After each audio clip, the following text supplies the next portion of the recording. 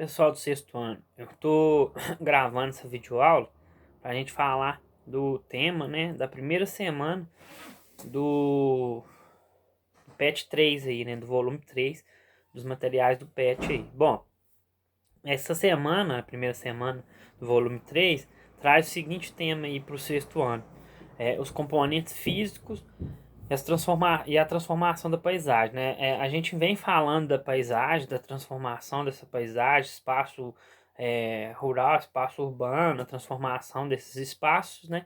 E agora a gente vai continuar falando, mas abordando mais os aspectos físicos, né? É, então até tem uma coerência nessa continuidade da matéria dessa vez, né? Bom, como eu já havia falado para vocês lá no começo, a geografia ela é uma disciplina, né, uma matéria muito ampla, né?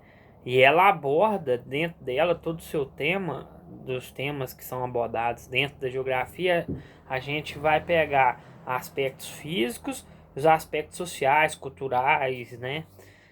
Os humanos que a gente fala. Bom, agora a gente vai falar um pouco mais sobre os aspectos físicos, né, nessa semana aí.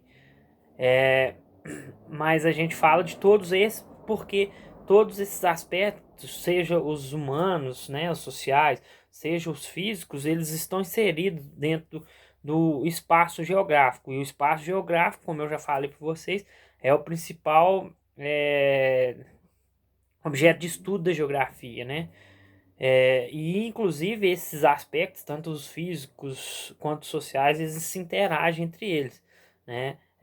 Os sociais, os humanos com os aspectos físicos e os sociais dentre eles e os aspectos físicos dentre eles também, ok? Por isso só estou explicando para vocês por que da gente estudar os aspectos humanos e também sociais, digo, e também os aspectos físicos. Então essa semana a gente vai falar dos aspectos físicos, né, dos componentes físicos da Terra, do nosso planeta. Bom, como que são os aspectos físicos? Os aspectos físicos são nada mais nada menos que o clima, vegetação, relevo e hidrografia. Esses são os aspectos físicos. Dentro deles a gente fala, vão ter vários subitens, né, várias subdivisões que vão ser estudadas também, né? Que pode ser faladas também. Vou começar com vocês que o clima, falando sobre o clima. Inclusive tirando uma dúvida, uma confusão que é muito comum da gente fazer. Clima e tempo. Clima e tempo é a mesma coisa, gente? Clima e tempo são sinônimos? Não. Apesar de ter uma relação muito grande, clima e tempo, não são a mesma coisa. Apesar de ser dois elementos que estão relacionados, né, agrupados dentro de uma lógica muito parecida, inclusive eu vou falar para vocês, para a gente descobrir o clima de um determinado lugar, a gente faz medições, né, do tempo, né, da temperatura atmosférica, mas não é a mesma coisa. Vou explicar o que é um e o que é outro para vocês entenderem. O tempo, por exemplo, se eu falo com vocês que hoje de manhã estava frio e que à tarde esquentou, isso foi uma mudança no clima ou no tempo? Isso foi uma mudança no tempo, gente. O tempo ele muda constantemente. Inclusive, durante um dia, o tempo pode mudar várias vezes, porque o tempo ele está relacionado com a temperatura da atmosfera, a temperatura daquele momento ali, a temperatura atmosférica. Então, eu posso ter um dia que de manhã fez 11 graus, à tarde chegou a 20 graus, né? Eu posso ter um dia que chegou a 30 graus, né? Brasil tem vários lugares aí que a gente chega até mais que isso. Isso é o tempo, a mudança no tempo, né? E o tempo tem constante mudança, né? É óbvio que a gente tem as estações do ano, e aí a gente tem o clima, que eu vou explicar para vocês, que é as características específicas, mas o tempo é esse que muda constantemente, porque ele está relacionado com a temperatura atmosférica, ok? Então esse é o tempo. E o clima, então? O clima é uma característica, né, de um determinado lugar, né?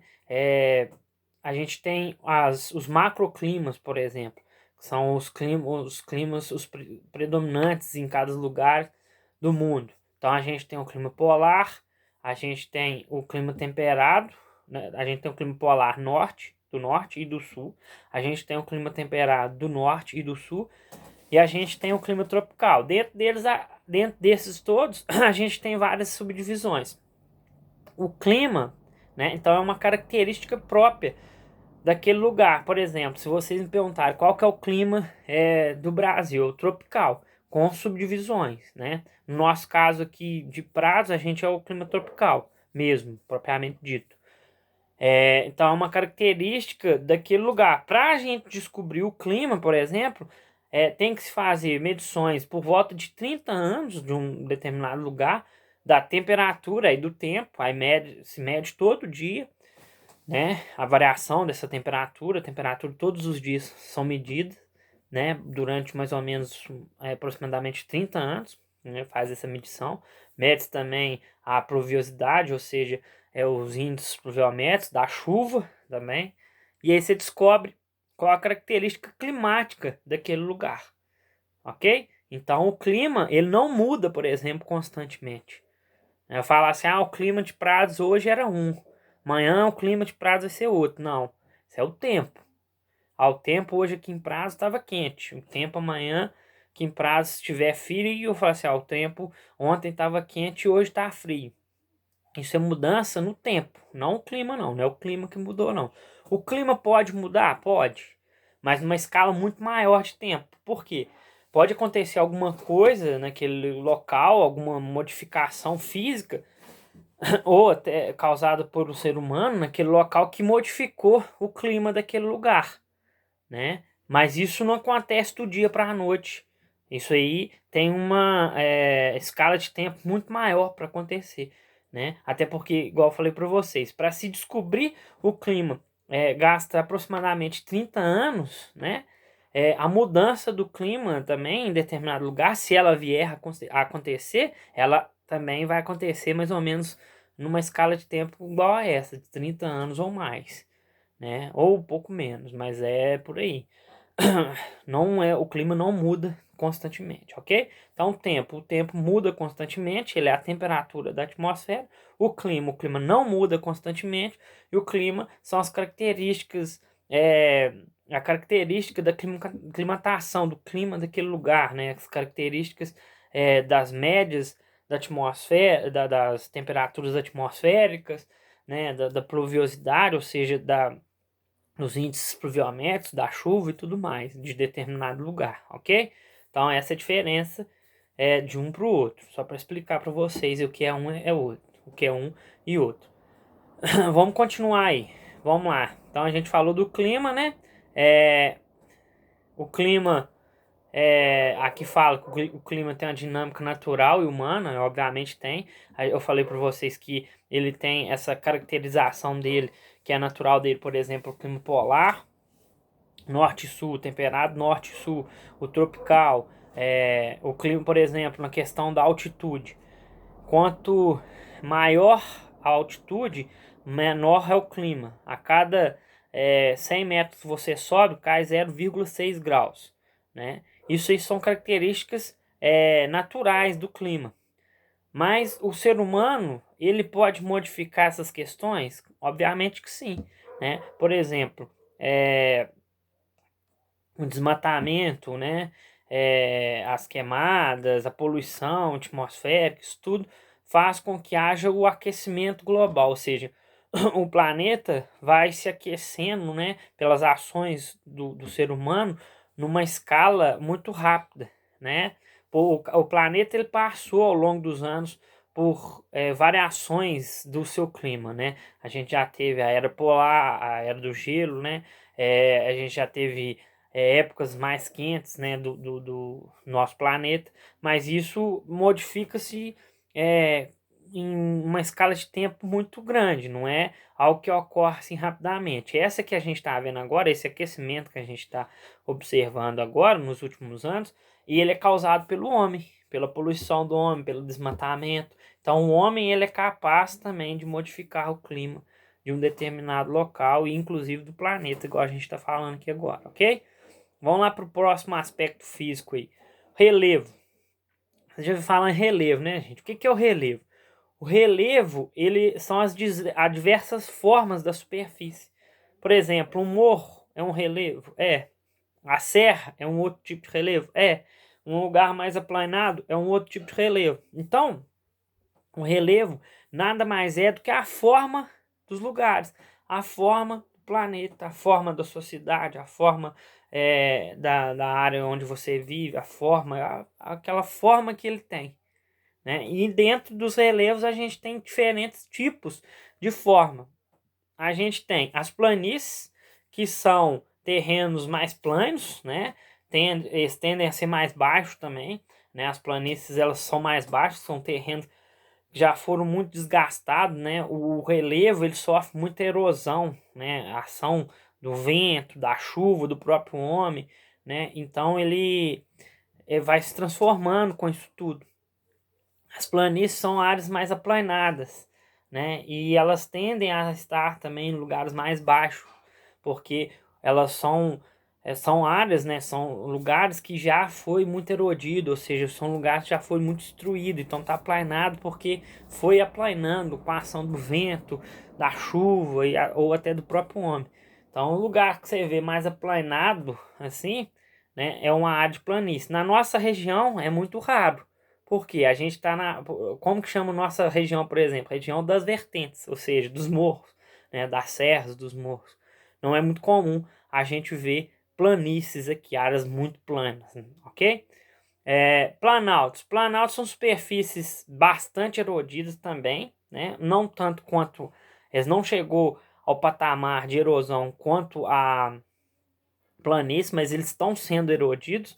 Por exemplo, o que é um planalto? A serra, nossa serra aqui é um planalto. Planalto é uma superfície, é um relevo, né, que tem uma certa altimetria, ou seja, uma certa altitude, uma certa altura, né, e que está sofrendo rebaixamento, ou seja, está sendo rebaixado. Né? A nossa serra está nesse processo de rebaixamento. Quando eu falo isso, né, quando a gente fala de relevo em geral, a gente tem que pensar em escala geológica. A gente tem a escala humana e a escala geológica. A escala humana ela conta desde que o homem está na Terra. A escala geológica é desde que a Terra existe. O homem está na Terra há alguns milhões de anos. Né? A Terra existe há aproximadamente 4 ou 6 bilhões de anos. Né? Então há uma diferença muito grande disso aí. Então, quando a gente fala em transformação muito grande do relevo, a gente está falando na era geológica. Às vezes, muitas dessas transformações, o homem nem aqui na Terra estava. Então, quando eu falo para vocês que a nossa serra está em processo de rebaixamento, ou seja, ela está sendo rebaixada, isso aí é numa escala de tempo geológico, ou seja, isso aí é coisa que aconteceu, boa parte dela, o ser humano, o homem, nem existia. Mas o Planalto ele tem essa característica, voltando aí para falar sobre o Planalto. O Planalto ele é uma superfície de relevo que está numa área que tem bastante elementos que faz com que ele seja erodido, chove muito, há uma amplitude térmica, ou seja, uma diferenciação da temperatura muito grande, venta muito ou algo do tipo, que vai fazendo com que ele se desgaste muito. Então, aquela superfície que tinha uma altimetria certa, ela vai se rebaixando, né? E o planalto, plano, ó, se você emendar, plano alto, o topo dele tende a ser mais plano, né? Ele tende a gente tem as chapadas que são bem mais planas do que as serras, né? Mas a própria serra a gente vê isso. A gente vê que a serra nossa, ela tem os seus acidentamentos, ou seja, ela é bem acidentada, mas quando a gente chega lá em cima, lá no local onde a gente acampa, por exemplo, é uma área plana. Por quê? Por causa desse desgaste que ela está sofrendo, esse rebaixamento que ela está sofrendo, ainda continua sofrendo. Né? Ela sofreu ao longo desses milhões de anos aí e continua sofrendo esse rebaixamento. Então, no topo dela vai se aplanando, ela vai se rebaixando e se aplanando. Então, isso que é o planalto. Ok? Os morros também são planaltos, as serras, os morros são planaltos. A nossa área é composta predominantemente por planalto. Quase que só tem planalto aqui. Ok, gente? As chapadas também são formas de planalto. As chapadas já dá para ver bastante, né? Se vocês tiverem curiosidade, olhem na internet, chapada. Qualquer tipo de chapada. Ela é bem plana mesmo no alto dela. É... E também temos as depressões. As depressões são as superfícies, geralmente elas são planas também, como as planícies, porque elas foram também muito erodidas. A depressão nada mais é que o ponto mais baixo de um lugar, entendeu? É o ponto mais baixo. Se eu pegar aqui em Prados e começar a medir a altimetria, a altura dos lugares, o ponto mais baixo daqui de Prados vai ser a depressão de Prados, ou seja, a depressão é o ponto mais baixo do relevo, é o lugar mais baixo. E aí tem dois tipos de depressão. A relativa, que é essa, que é o ponto mais baixo do relevo, mas ela ainda está acima do nível do mar, porque o nível do mar o mar é o nível zero no relevo, né? Todo o relevo terrestre, ou quase todo, está acima do nível do mar. Mas pode haver alguns lugares que está abaixo do nível do mar. Alguns lugares, por exemplo, na Holanda, nos Estados Unidos, tem alguns lugares. Só para citar para vocês. Isso é chamado de depressão absoluta, quando está abaixo do nível do mar. Então, depressão nada mais é do que a área mais baixa do relevo. É a depressão. Basicamente isso. E as montanhas, né, que são outras formas de relevo. As montanhas, elas têm, obviamente, por característica, uma altitude muito elevada, né? E elas são de formação recente. Recente dentro do tempo geológico, né? Dentro do tempo geológico. As montanhas, elas surgiram há pouco tempo. Muitas delas ainda estão no processo de soerguimento, por exemplo, os Andes, né? Por causa do tectonismo de placa. Uma placa bate uma na outra, né? Quando ela bate, ela faz esse movimento aqui, ó, que chama movimento convectivo, né? Quando ela bate uma na outra. Ela vai soerguendo o relevo que está acima dela e formando essas montanhas, essas cadeias montanhosas. A gente tem os Andes, a gente tem o Everest e por aí vai, né? Então elas têm essa grande altitude porque elas estão sendo soerguidas ainda, né? Então elas são de formação recente dentro dessa era geológica. Os planaltos, né? As planícies, os planaltos e áreas de depressão geralmente são de formação mais antiga. Já as montanhas não, as montanhas são de formação nova, recente. Por que que no Brasil, por exemplo, não tem montanha? Né? A gente vai ter só serras, né, planaltos, chapadas, mas montanhas mesmo não, né? Porque é considerado montanha de uma certa altitude para cima, de 3.000 metros e alguma coisa para cima. Por que que o Brasil não tem? Porque o nosso relevo é de formação antiga e porque a gente hoje se encontra numa área estática da placa tectônica, ou seja, numa área estável, uma área que não tem modificação, não tem mudança. Então a placa tectônica, os elementos internos, que são dois elementos que modificam o relevo, os internos e os externos. Os internos é o tectonismo de placa e os externos é a chuva, é o vento, é o homem, a ação biológica e por aí vai. Os internos só erguem o relevo, os externos rebaixam o relevo. No Brasil, hoje, a gente só tem os agentes externos agindo sobre o relevo, ou seja, só a chuva, só o vento, só essa ação biológica. Então, só tem os agentes que rebaixam o relevo. O agente que levanta o relevo, né, que só ergue o relevo, não existe hoje em dia no Brasil. Então, a gente, em milhões de anos atrás, também não. Então a gente, por estar nessa característica aí, dentro desses agentes, né? Os agentes, predominantemente os externos, a gente não tem montanhas, ok? Então vamos lá para a última, né? Que são as vegetações. Bom, gente, as vegetações, elas vão ser influenciadas predominantemente, principalmente pelo clima de um determinado lugar. A vegetação, ela se adapta principalmente ao clima. Então a gente tem vegetação que se adapta ao clima muito frio, ao clima muito quente, ao clima muito úmido, ao clima muito seco, assim por diante. Então a gente tem no mundo, né, quais tipos de vegetações. A gente tem as florestas tropicais, né, que a gente tem inclusive no Brasil, está na faixa tropical do clima tropical. São de características árvores de grande porte, são florestas muito densas, muita mata, né? Então a gente tem, por exemplo, a gente tem na nossa região aqui, né, a Mata Atlântica, um pouco dela ainda, que floresta tropical, quando você vai na serra, você avista ali no abismo, do lado de lá, aquela mata fechada que tá ali, aquilo ali é uma floresta tropical da Mata Atlântica. Outra floresta tropical que inclusive tem no Brasil, a mais importante do mundo, é a floresta amazônica, né? A gente tem as savanas. As savanas é o nosso cerrado, né? A savana também está na faixa tropical, é uma vegetação que se adapta ao clima quente. As savanas elas têm por característica ter campos, né, com poucos arbustos, né? As savanas, por exemplo, elas têm por característica também abrigar a fauna de grande porte, né? Aqui no Brasil, a fauna de maior porte que a gente tem no Brasil está dentro do nosso cerrado, que é a onça pintada. No mundo, a fauna de maior porte são os elefantes, por aí vai, tá dentro da savana africana. É, a gente tem os desertos, né? Os desertos formados de areia, porque tem também os desertos gelados. Os desertos de areia estão numa faixa igual também no globo, porque é uma questão de pressão atmosférica, só que eu não vou entrar nessa agora, mais para frente a gente explica isso para vocês. A gente tem os desertos absolutos com gelo, né? Ou seja, os desertos gelados também.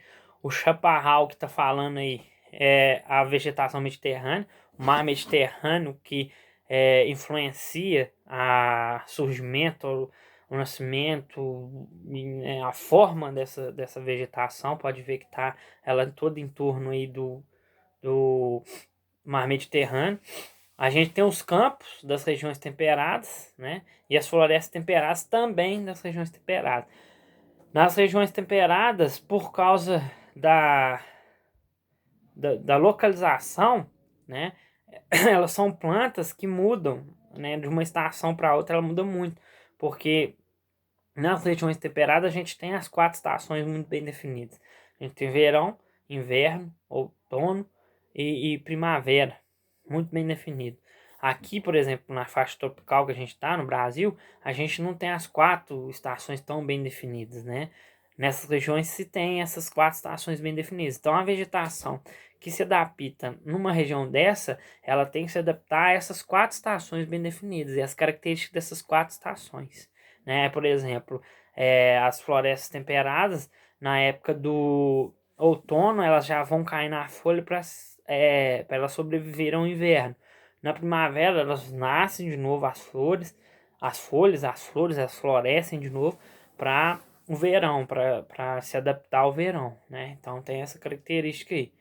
A gente tem as taigas, né? Ou florestas coníferas, os pinheiros, também é de região temperada, tem essa característica de região temperada. E a tundra. A tundra, ela aí tá lá, a ártica e a alpina. A ártica são de regiões geladas, a tundra, ela, ela se adapta a o clima muito frio. Então tem tundra nas regiões polares, seja no Polo Sul ou Norte, né? Ou em regiões alpinas, ou seja, em regiões de pico muito elevado também, né? Porque quanto maior a altitude, não falei com vocês, quanto maior a altitude, mais frio faz. Então tem lugares, montanhas, por exemplo, o Everest, os Andes, que no topo dele, né, é coberto por gelo, de tão frio que é. E ali só vai se adaptar a uma vegetação que aguente aquele clima, ou seja, uma vegetação que consiga se adaptar àquele clima, que são as tundras, né? Então a tundra tem em altas altitudes, né, em altitudes elevadas, ou em regiões polares que são muito frias, ok? E aí por último, falando em hidrografia, né, falando terra, planeta, água lá, o planeta Terra ele é constituído de 70% de água, por isso que ele podia ser chamado de planeta água, mas apesar disso, a porcentagem de água potável que a gente tem, ela é baixa, né? A maior parte não é água potável, a maior parte inclusive são águas salgadas, que é difícil para ser a potabilidade, ou seja, é difícil de ser potável, né? Então a hidrografia é a água, a gente tem os rios, os lagos, os mares, os oceanos, né? É a hidrografia aí do mundo, ok? Então basicamente é isso, pessoal. Aí vocês podem fazer as atividades aí dessa primeira semana do volume 3 dos PETs.